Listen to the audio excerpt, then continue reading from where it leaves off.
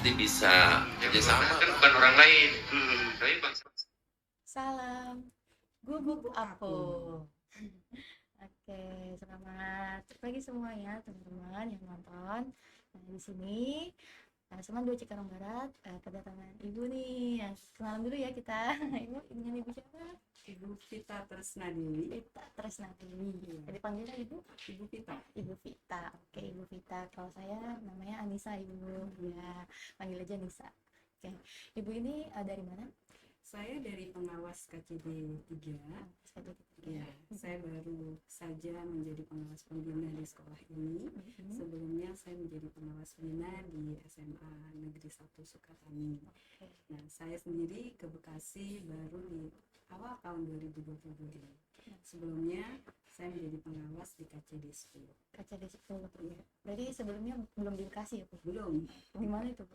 Saya di KCD 10 itu meliputi Kota Cirebon, Kabupaten Cirebon, dan Kabupaten Kuningan. Oh gitu. Kabupaten Kuningan.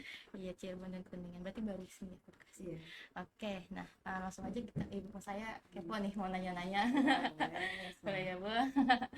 Oke, yang pertama itu bagaimana sih cara meningkatkan gitu ya Bu nilai akreditasi sekolah gitu ya, secara kan di 92 Cikarang Barat ini akreditasinya baru B ya Bu ya. Nah, kira-kira tuh upaya apa aja sih yang mungkin bisa dilakukan? Sebelum saya menjawab ke arah sana, ada beberapa hal yang ingin saya sampaikan dulu, bahwa akreditasi sekarang berbeda dengan akreditasi sebelumnya. Kalau akreditasi sebelumnya itu berbasis dokumen, ya, kalau sekarang berbasis performance. Nah, ada 4 komponen yang akan dinilai, yaitu mutu lulusan, kemudian proses pembelajaran, mutu guru, dan manajemen yang akan dikelola oleh kepala sekolah. Nah, kalau kita ingin meningkatkan, maka performance dari 4 ini harus dilihat. Yang paling tinggi nilainya adalah mutu siswa. Mutu siswa. Ya, mutu lulusan. Nah, dari mutu lulusan ini, kemudian nanti mutu lulusan ini sangat ditentukan oleh bagaimana proses pembelajaran yang berlangsung di sekolah. Proses pembelajaran yang berlangsung di sekolah sangat ditentukan oleh bagaimana gurunya ini, kualitas gurunya seperti apa, bagaimana mereka mengelola kelas. Nah, guru ini bisa mempunyai potensi yang seperti itu, bagaimana kepala sekolah mengelola manajemen sekolahnya. Jadi 4 komponen ini saling berhubungan, gitu.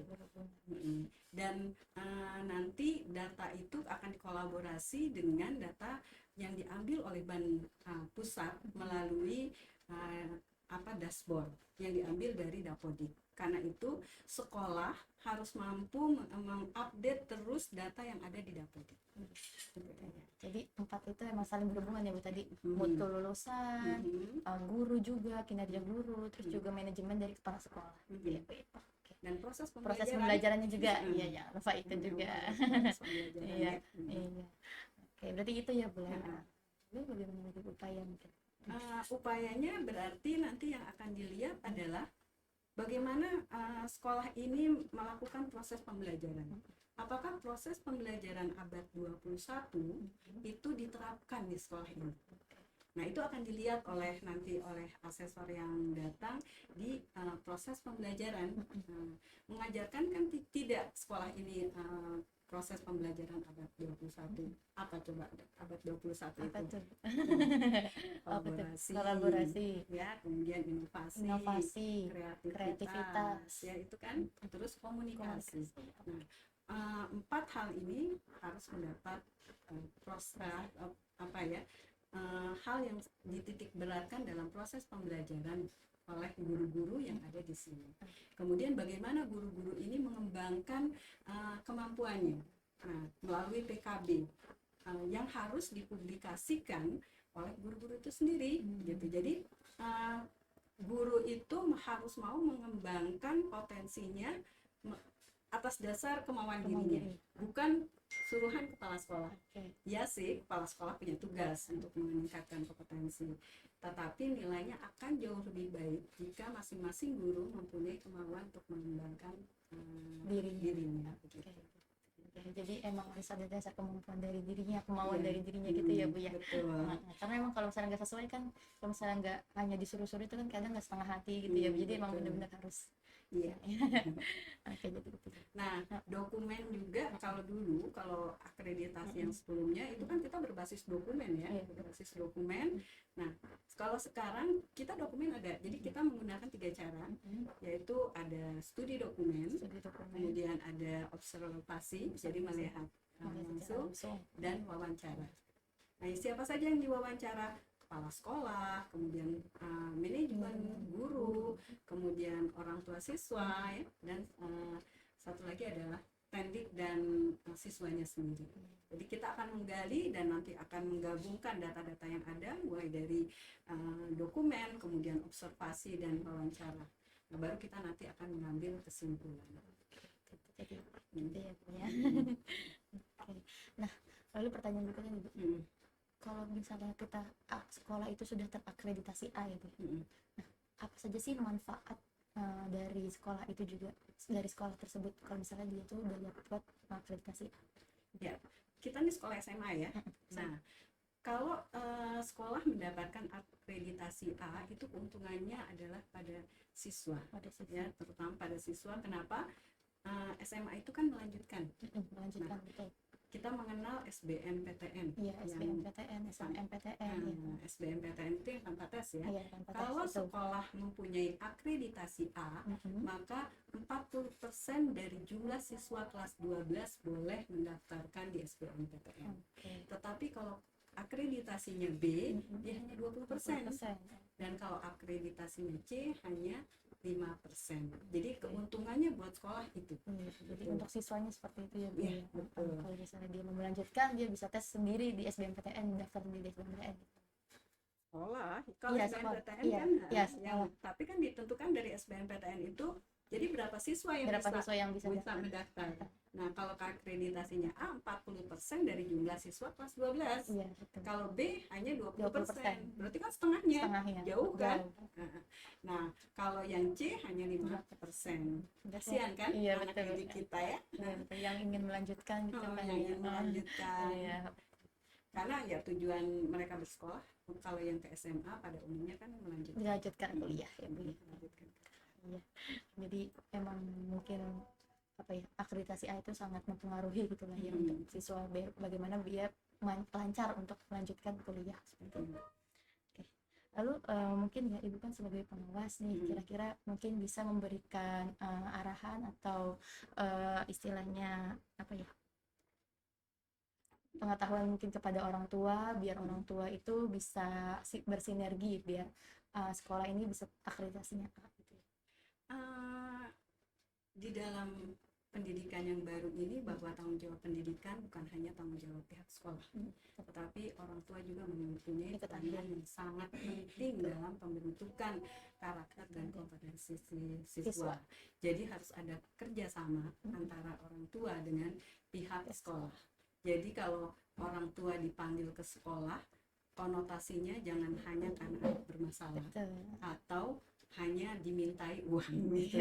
Tapi bagaimana anak itu berkembang di sekolah dan di rumah bisa merasakan perkembangan itu. Jadi harus ada kolaborasi yang sangat tinggi untuk proses pendidikan ini bisa berjalan dengan baik. Betul. Jadi orang tua juga harus tahu lah ya istilahnya gitu ya Bu ya. Kerjasama juga untuk kan tujuan akhirnya kan emang untuk siswa seperti itu. Jadi sekarang kan pilar pendidikan sekolah, orang tua dan masyarakat itu yang dibangun di dalam kurikulum merdeka. Jadi tanggung jawab pendidikan bukan hanya tanggung jawab sekolah, tetapi juga orang tua di rumah dan masyarakat di sekitarnya.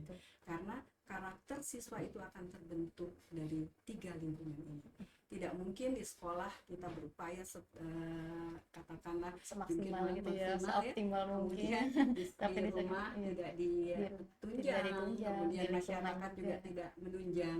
Jadi misalnya mereka melihat orang selalu bertengkar, selalu berselisih pendapat, sementara di sekolah mereka diajarkan harus bertoleransi gitu.